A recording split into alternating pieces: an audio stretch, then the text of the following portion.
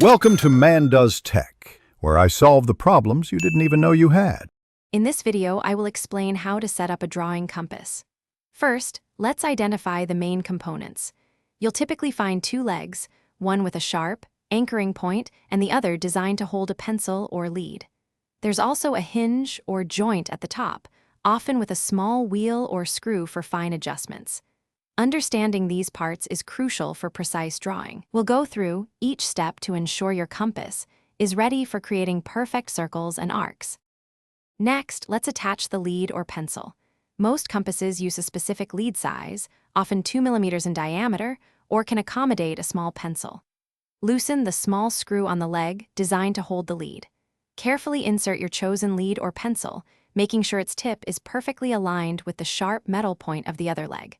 This alignment is critical for accurate circles. Once aligned, tighten the screw securely to prevent any movement while drawing. Now, let's set the radius for your circle. With the sharp point anchored at your desired center, gently open the compass legs. Use a ruler to measure the distance between the sharp point and the lead tip. This is your radius. For example, if you need a 4 centimeter radius, adjust the legs until the measurement is exact. Some compasses have a fine adjustment wheel for precise control. Double-check your measurement to ensure it hasn't shifted before you begin drawing. Finally, it's time to draw your circle. Hold the compass firmly by its top handle or knob, avoiding gripping the legs, which could alter your radius. Place the sharp point securely on your paper.